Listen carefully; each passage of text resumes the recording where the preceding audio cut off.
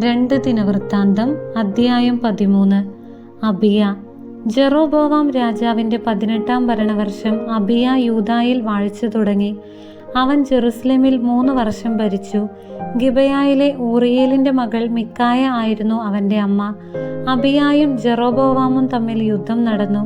വീരപരാക്രമികളായ 4 ലക്ഷം യോദ്ധാക്കളോടുകൂടി അബിയ യുദ്ധത്തിന് പുറപ്പെട്ടു.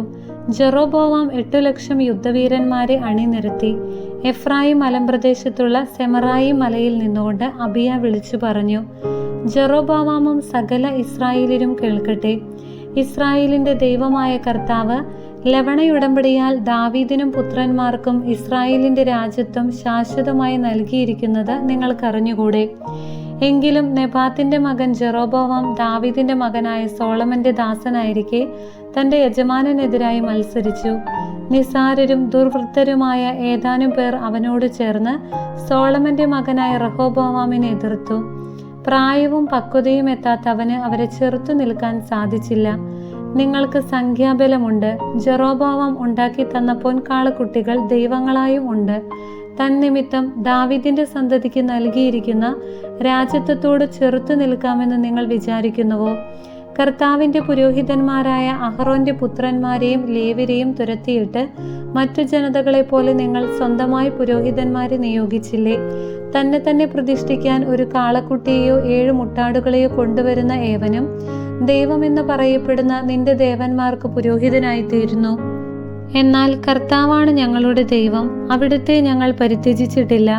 കർത്താവിന് ശുശ്രൂഷ ചെയ്യാൻ അഹറോന്റെ പുത്രന്മാരും അവരെ സഹായിക്കാൻ ലേവ്യരും ഞങ്ങൾക്കുണ്ട്. അവർ എന്നും രാവിലെയും വൈകുന്നേരവും കർത്താവിന് ദഹനബലികളും പരിമള ധൂപങ്ങളും അർപ്പിക്കുന്നു. തനി സ്വർണം കൊണ്ടുള്ള മേശമേൽ തിരുസാന്നിധ്യ അപ്പം വയ്ക്കുന്നു. എല്ലാ സായാഹ്നത്തിലും കത്തിക്കുവാൻ വേണ്ടി അവർ പൊൻവിളക്കുകാലും വിളക്കുകളും ഭംഗിയായി സൂക്ഷിക്കുന്നു. ഇങ്ങനെ ഞങ്ങൾ ഞങ്ങളുടെ ദൈവമായ കർത്താവിൻ്റെ കൽപ്പനകൾ പാലിക്കുന്നു. നിങ്ങളോ അവിടുത്തെ പരിത്യജിച്ചിരിക്കുന്നു. ദൈവമാണ് ഞങ്ങളുടെ നായകൻ.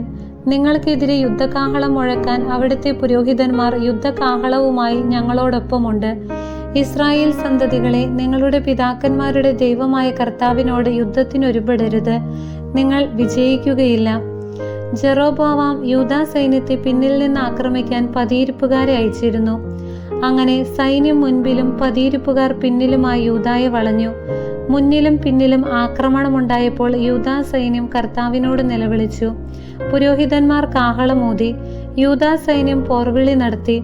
അവർ ആർത്തു വിളിച്ചപ്പോൾ അബിയായുടെയും യൂദായുടെയും മുൻപിൽ ജെറോബോവാമിനെയും ഇസ്രായേലിനെയും ദൈവം തോൽപ്പിച്ചു.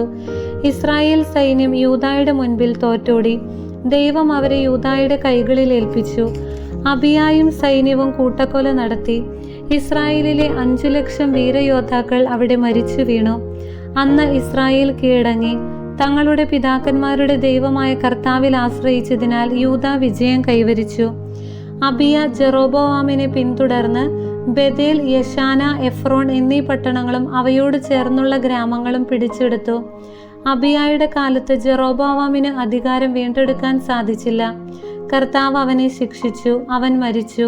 എന്നാൽ അബിയ പ്രാബല്യം നേടി. അവന് 14 ഭാര്യമാരും 22 പുത്രന്മാരും 16 പുത്രിമാരും ഉണ്ടായിരുന്നു. അബിയായുടെ മറ്റു പ്രവർത്തനങ്ങളും അവൻ്റെ വാക്കുകളും പ്രവർത്തന ശൈലിയും എല്ലാം ഇദ്ദോ പ്രവാചകന്റെ ചരിത്രത്തിൽ രേഖപ്പെടുത്തിയിരിക്കുന്നു. അധ്യായം 14. ആസ. അബിയ പിതാക്കന്മാരോട് ചേർന്നു ദാവീദിന്റെ നഗരത്തിൽ സംസ്കരിക്കപ്പെട്ടു. മകൻ ആസ രാജാവായി. ആസായുടെ കാലത്ത് 10 വർഷം ദേശത്ത് സമാധാനം നിലനിന്നു. ആസ ദൈവമായ കർത്താവിൻ്റെ ദൃഷ്ടിയിൽ നീതിയും നന്മയും പ്രവർത്തിച്ചു. അവൻ അന്യദേവന്മാരുടെ ബലിപീഠങ്ങളും പൂജാഗിരികളും നീക്കം ചെയ്തു. സ്തംഭങ്ങൾ ഇടിച്ചു തകർത്തു. അശേര പ്രതിഷ്ഠകൾ വെട്ടിവീഴ്ത്തി. യൂദാ നിവാസികളോട് തങ്ങളുടെ പിതാക്കന്മാരുടെ ദൈവമായ കർത്താവിനെ അന്വേഷിക്കുവാനും അവിടുത്തെ നിയമങ്ങളും പ്രമാണങ്ങളും അനുസരിക്കുവാനും കൽപ്പിച്ചു. കൂടാതെ യൂദാ നഗരങ്ങളിൽ നിന്ന് പൂജാഗിരികളും ബലിപീഠങ്ങളും നീക്കം ചെയ്തു. അവൻ്റെ കാലത്ത് രാജ്യത്ത് സമാധാനം നിലനിന്നു. രാജ്യത്ത് സമാധാനമുണ്ടായിരുന്നതിനാൽ യൂദായിലെ പല നഗരങ്ങളും അവൻ ബലവത്താക്കി. കർത്താവ് സ്വസ്ഥത നൽകിയതിനാൽ ആ കാലത്ത് യുദ്ധം വേണ്ടി വന്നില്ല. അവൻ യൂദാ നിവാസികളോട് പറഞ്ഞു, നമുക്ക് ഈ പട്ടണങ്ങൾ പുതുക്കി പണിയാം. അവയെ മതിലുകളും ഗോപുരങ്ങളും വാതിലുകളും ഓടാമ്പലുകളും കൊണ്ട് സുരക്ഷിതമാക്കാം. നാം നമ്മുടെ ദൈവമായ കർത്താവിനെ അന്വേഷിക്കുന്നതിനാൽ ദേശം ഇപ്പോഴും നമ്മുടെ അധീനതയിൽ തന്നെ. നാം വിളിച്ചപേക്ഷിച്ചു, അതിർത്തികളിലെല്ലാം അവിടുന്ന് സമാധാനം നൽകിയിരിക്കുന്നു. അങ്ങനെ അവർ എല്ലാം പണിത് ഭദ്രമാക്കി.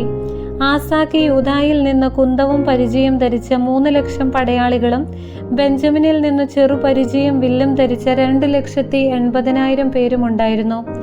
ഇവരെല്ലാം ധീരയോദ്ധാക്കളായിരുന്നു. എത്യോപ്യനായ സേര 10,00,000 പടയാളികളും 300 രഥങ്ങളുമായി അവർക്കെതിരെ മരേഷ വരെ എത്തി. ആസ അവനെതിരെ പുറപ്പെട്ടു. ഇരുകൂട്ടരും മരേഷായിലെ സെഫാത്ത താഴ്വരയിൽ അണിനിരന്നു. അപ്പോൾ ആസ തൻ്റെ ദൈവമായ കർത്താവിനോട് നിലവിളിച്ചു, കർത്താവെ, ബലവാനെതിരെ ബലഹീനനെ സഹായിക്കാൻ അവിടുന്നല്ലാതെ മറ്റാരുമില്ല. ഞങ്ങളുടെ ദൈവമായ കർത്താവെ, ഞങ്ങൾ അങ്ങയെ ശരണം പ്രാപിക്കുന്നു. ഞങ്ങളെ സഹായിക്കണമേ. അവിടുത്തെ നാമത്തിലാണ് ഞങ്ങൾ ഈ വലിയ സൈന്യത്തിനെതിരെ വന്നിരിക്കുന്നത്. കർത്താവെ, അവിടുന്നാണ് ഞങ്ങളുടെ ദൈവം. അങ്ങേക്കെതിരെ മർത്യൻ പ്രബലനാകരുതേ. ആസായുടെയും യൂദായുടെയും മുൻപിൽ കർത്താവ് എത്യോപ്യരെ പരാജയപ്പെടുത്തി. അവർ തോറ്റോടി. ആസായും കൂട്ടരും ഗരാർ വരെ അവരെ പിന്തുടർന്നു. ഒന്നൊഴിയാതെ എത്യോപ്യരെല്ലാവരും മരിച്ചു വീണു. അവർ കർത്താവിൻ്റെയും അവിടുത്തെ സൈന്യത്തിൻ്റെയും മുൻപിൽ തകർന്നു പോയിരുന്നു. അന്ന് യൂദാ സൈന്യം വലിയൊരു കൊള്ള നടത്തി. ഗരാറിനു ചുറ്റുമുള്ള സകല പട്ടണങ്ങളും അവർ തകർത്തു. അവിടുത്തെ നിവാസികൾ കർത്താവിനെക്കുറിച്ചുള്ള ഭയം നിമിത്തം പരിഭ്രാന്തരായിരുന്നു. യൂദാ സൈന്യം അവ കൊള്ളയടിച്ച് ധാരാളം വസ്തുക്കൾ കരസ്ഥമാക്കി. മൃഗശാലകൾ നശിപ്പിച്ച് ധാരാളം ആടുകളെയും ഒട്ടകങ്ങളെയും കൈവശപ്പെടുത്തി. അവർ ജെറുസലേമിലേക്ക് മടങ്ങി. അധ്യായം 15. ദൈവത്തിന്റെ ആത്മാവ് ഒദേദിന്റെ മകൻ അസറിയായുടെ മേൽ വന്നു. അവൻ ആസായുടെ അടുത്ത് ചെന്ന് പറഞ്ഞു, ആസാ രാജാവേ, യൂദാ ബെഞ്ചമിൻ നിവാസികളെ കേൾക്കുവിൻ. നിങ്ങൾ കർത്താവിനോട് ചേർന്നിരിക്കുന്നിടത്തോളം കാലം അവിടുന്ന് നിങ്ങളോട് കൂടെയുണ്ടായിരിക്കും. നിങ്ങൾ അവിടുത്തെ അന്വേഷിച്ചാൽ കണ്ടെത്തും. നിങ്ങൾ അവിടുത്തെ പരിത്യജിച്ചാൽ അവിടുന്ന് നിങ്ങളെയും പരിത്യജിക്കും. സത്യദൈവമോ പഠിപ്പിക്കാൻ പുരോഹിതനോ നിയമമോ ഇല്ലാതെ ഇസ്രായേൽ ദീർഘകാലം കഴിച്ചു. എന്നാൽ കഷ്ടതകൾ നേരിട്ടപ്പോൾ അവർ ഇസ്രായേലിന്റെ ദൈവമായ കർത്താവിങ്കലേക്ക് തിരിഞ്ഞു. അവർ അവിടുത്തെ അന്വേഷിച്ചു, കണ്ടെത്തി. അന്ന് സകല ദേശങ്ങളിലും അക്രമങ്ങളും കലാപങ്ങളും നടമാടിയിരുന്നതിനാൽ ആരും സുരക്ഷിതരായിരുന്നില്ല. ദൈവം സകലവിധ ദുരിതങ്ങളും അവരുടെ മേൽ വരുത്തിയതിനാൽ ജനത ജനതയ്ക്കെതിരായും നഗരം നഗരത്തിനെതിരായും യുദ്ധം ചെയ്ത് ഛിന്ന ഭിന്നമായി. നിങ്ങൾ ധീരന്മാരായിരിക്കുവിൻ. നിങ്ങളുടെ കൈകൾ തളരാതിരിക്കട്ടെ. നിങ്ങളുടെ പ്രവൃത്തികൾക്ക് പ്രതിഫലം ലഭിക്കും. ഒദേദിന്റെ മകൻ അസറിയായുടെ പ്രവചനം കേട്ട് ആസ ധൈര്യപ്പെട്ടു. യൂദായിലും ബെഞ്ചമിനിലും എഫ്രായിം മലമ്പ്രദേശത്തും അവൻ പിടിച്ചടക്കിയ നഗരങ്ങളിലും നിന്ന് മ്ലേച്ഛ വിഗ്രഹങ്ങളെ നീക്കിക്കളഞ്ഞു. ദേവാലയ പൂമുഖത്തിന്റെ മുൻപിലുണ്ടായിരുന്ന കർത്താവിന്റെ ബലിപീഠം പുനരുദ്ധരിച്ചു. കർത്താവ് ആസായോട് കൂടെയുണ്ടെന്ന് മനസ്സിലാക്കിയപ്പോൾ എഫ്രായിം, മനാസെ, ശിമയോൻ എന്നീ ഇസ്രായേൽ ഗോത്രങ്ങളിൽ നിന്ന് അനേകർ അവനോട് ചേർന്ന് അവന്റെ രാജ്യത്ത് താമസമാക്കി. യൂദാക്കും ബെഞ്ചമിനും പുറമെ ഇസ്രായേലിൽ നിന്ന് കൂറുമാറി വന്നവരെയും ആസ വിളിച്ചുകൂട്ടി. ആസായുടെ 15-ാം ഭരണവർഷം 3-ാം മാസം എല്ലാവരും ജെറുസലേമിൽ സമ്മേളിച്ചു. തങ്ങൾ കൊണ്ടുവന്ന കൊള്ളമുതലിൽ നിന്ന് 700 കാളകളെയും 7000 ആടുകളെയും അന്ന് അവർ കർത്താവിന് ബലിയർപ്പിച്ചു. തങ്ങളുടെ പിതാക്കന്മാരുടെ ദൈവമായ കർത്താവിനെ പൂർണ്ണ ഹൃദയത്തോടും പൂർണ്ണ ആത്മാവോടും കൂടി അന്വേഷിക്കുമെന്നും ഇസ്രായേലിന്റെ ദൈവമായ കർത്താവിനെ അന്വേഷിക്കാത്തവർ പുരുഷനോ സ്ത്രീയോ ബാലനോ വൃദ്ധനോ ആകട്ടെ വധിക്കപ്പെടണമെന്നും അവർ ഉടമ്പടി ചെയ്തു. ആർത്തു വിളിച്ച് കൊമ്പും കുഴലും ഊതിക്കൊണ്ട് കർത്താവിന്റെ നാമത്തിൽ അവർ ശപഥം ചെയ്തു. യൂദാ മുഴുവനും ഈ ശപഥത്തിൽ ആഹ്ലാദിച്ചു. പൂർണ്ണ ഹൃദയത്തോടെ പ്രതിജ്ഞ ചെയ്യുകയും പൂർണ്ണ മനസ്സോടെ കർത്താവിനെ അന്വേഷിക്കുകയും ചെയ്തു. അവിടുന്ന് അവർക്ക് ദർശനമരുളി എങ്ങും സ്വസ്ഥത നൽകുകയും ചെയ്തു. ആസാ രാജാവിന്റെ പിതാമഹി മാഖ അശേരാ ദേവതയുടെ മ്ലേച്ഛ വിഗ്രഹമുണ്ടാക്കിയതിനാൽ അവളെ അമ്മറാണി എന്ന സ്ഥാനത്ത് നിന്നു മാറ്റി. ആസ ആ വിഗ്രഹം വെട്ടിമുറിച്ച് കഷ്ണങ്ങളാക്കി കിദ്രോൻ തോട്ടിനരികെ വെച്ച് ചുട്ടുകളഞ്ഞു. പൂജാഗിരികൾ ഇസ്രായേലിൽ നിന്ന് നീക്കം ചെയ്തില്ലെങ്കിലും ജീവിതകാലം മുഴുവനും ആസ ഹൃദയവിശുദ്ധി പാലിച്ചു. തന്റെ പിതാവും താനും കാഴ്ചവെച്ച സ്വർണവും വെള്ളിയും പാത്രങ്ങളും അവൻ ദേവാലയത്തിലേക്ക് കൊണ്ടുവന്നു. അവന്റെ 35-ാം ഭരണവർഷം വരെ യുദ്ധമൊന്നും ഉണ്ടായില്ല. അധ്യായം 16. ആസായുടെ 36 ഭരണവർഷം ഇസ്രായേൽ രാജാവായ ബാഷ യൂദായ്ക്കെതിരെ പുറപ്പെട്ടു. യൂദാ രാജാവായ ആസായുമായി ബന്ധമുണ്ടാകാതിരിക്കാൻ അവൻ റാമ നിർമ്മിച്ചു തുടങ്ങി. ആസ ദേവാലയത്തിലെയും കൊട്ടാരത്തിലെയും ഭണ്ഡാരത്തിൽ നിന്ന് സ്വർണവും വെള്ളിയും ദമാസ്കസിൽ വസിച്ചിരുന്ന സിറിയ രാജാവായ ബെൻഹദാദിന് കൊടുത്തയച്ചുകൊണ്ട് പറഞ്ഞു, നമ്മുടെ പിതാക്കന്മാർ തമ്മിൽ ഉണ്ടായിരുന്നതുപോലെ നമുക്കും ഒരു സഖ്യം ചെയ്യാം. ഞാനിതാ സ്വർണവും വെള്ളിയും സമ്മാനമായി അയക്കുന്നു. ഇസ്രായേൽ രാജാവായ ബാഷ എൻ്റെ രാജ്യത്തു നിന്ന് പിന്മാറുന്നതിന് അവനുമായുള്ള സഖ്യം വിച്ഛേദിക്കുക. ആസ രാജാവിന്റെ അഭ്യർത്ഥന സ്വീകരിച്ച് ബെൻഹദാദ് സേനാധിപന്മാരെ ഇസ്രായേൽ നഗരങ്ങൾക്കെതിരെ അയച്ചു. അവർ ഈയോൻ, ദാൻ, ആബേൽ മയും എന്നിവയും നഫ്താലിയിലെ എല്ലാ സംഭരണ നഗരങ്ങളും പിടിച്ചടക്കി. ഇത് കേട്ടപ്പോൾ ബാഷ റാമായുടെ പണി നിർത്തിവെച്ചു. ആസ രാജാവ് യൂദാ നിവാസികളെ എല്ലാം കൂട്ടി റാമ പണിയാൻ ബാഷ കൊണ്ടുവന്ന് വെച്ചിരുന്ന കല്ലും തടിയും എടുത്തുകൊണ്ടുപോയി അവ കൊണ്ട് ഗേബയും മിസ്പായും പണിതു. ആ സമയത്ത് ഹനാനി ദീർഘദർശി യൂദാ രാജാവായ ആസായുടെ അടുത്ത് ചെന്ന് പറഞ്ഞു, നിന്റെ ദൈവമായ കർത്താവിൽ ആശ്രയിക്കാതെ സിറിയ രാജാവിനെ അഭയം തേടിയതിനാൽ സിറിയ രാജാവിന്റെ സൈന്യം നിന്റെ കയ്യിൽ നിന്ന് രക്ഷപ്പെട്ടു. അസംഖ്യം രഥങ്ങളും കുതിരപ്പടയാളികളും അടങ്ങിയ ഒരു വലിയ സൈന്യമല്ലേ എത്യോപ്യർക്കും ലിബിയർക്കും ഉണ്ടായിരുന്നത്. എന്നിട്ടും നീ കർത്താവിൽ ആശ്രയിച്ചതിനാൽ അവിടുന്ന് അവരെ നിന്റെ കയ്യിൽ ഏൽപ്പിച്ചു തന്നു. തൻ്റെ മുൻപിൽ നിഷ്കളങ്കരായി വർത്തിക്കുന്നവർക്ക് വേണ്ടി ശക്തി പ്രകടിപ്പിക്കുവാൻ കർത്താവിൻ്റെ ദൃഷ്ടികൾ ഭൂമിയിലുടനീളം പായുന്നു. എന്നാൽ നീ ചെയ്തത് ഭോഷത്വമാണ്.